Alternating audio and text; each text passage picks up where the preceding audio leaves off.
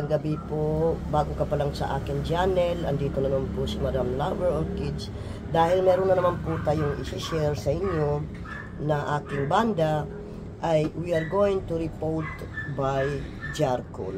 Okay?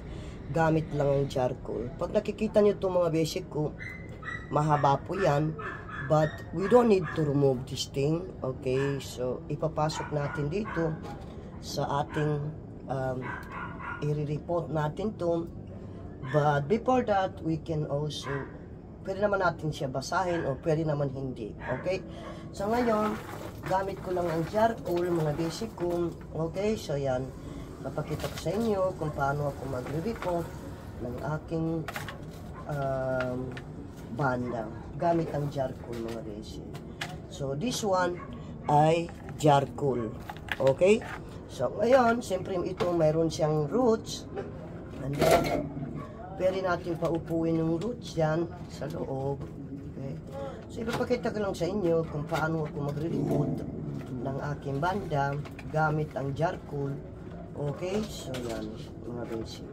Ang kagandahan kasi ng charcoal, mga basic ko, ay kasi tamad po tayo mag araw-araw. Kailangan kasi ng orchids araw-araw ay i-report natin. Okay, so ngayon magre-report po ako ng aking banda gamit ang charcoal.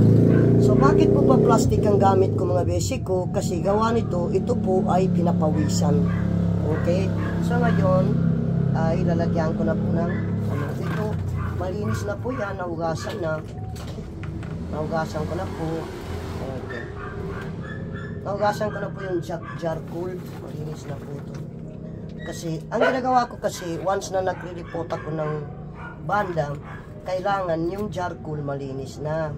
Okay?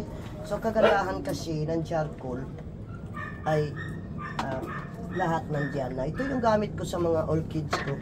Yung mga like dendrobium, ganyan. Kaya ako naman napag-isipan to, i-report mga basic ko ng huli kasi para po, para hindi na ako makapagod pa na halos araw-araw. Minsan nakakalimutan ko sila bigyan ng tubig.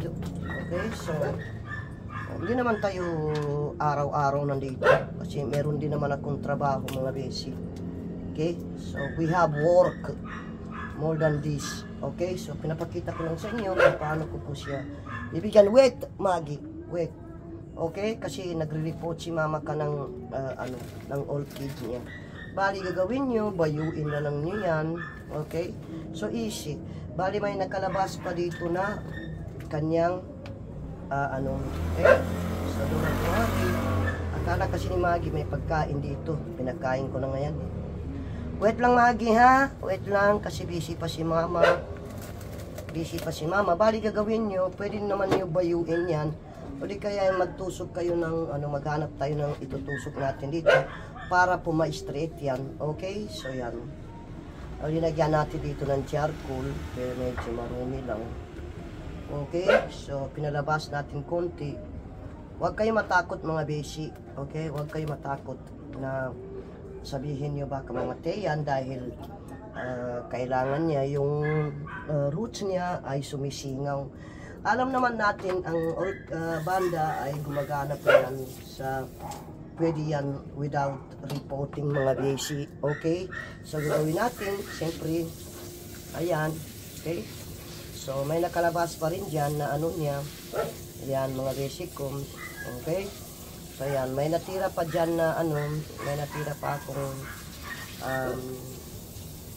konti na charcoal dyan. Then gagamitin naman natin sa iba. Kasi banda, kailangan kasi niya na na parang siya, para siyang mahanginan. Okay? Sa mga basic ko, ito na po yung aking banda. But I'm gonna put something here. So, para protection niya. So ngayon, pagkatapos po, mga basic ko, dito natin ilalagay yan. Okay, dito natin siya ilalagay.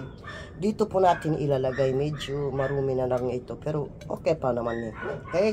So, ganyan po. Kaya ko po napag-isipan na plastic ang gagamitin ko mga basic ko dahil ilalagay ko po dito. Yan.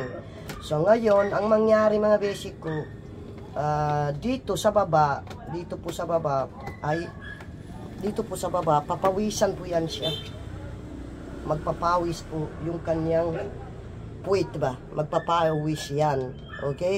So, meron naman siyang, doon, pwede naman nahuhulog naman yung tubig niya. So, yan. So, ilalagay natin siya dito dahil nga, ang inaptaran natin, para po magmo-moist siya. Ganyan.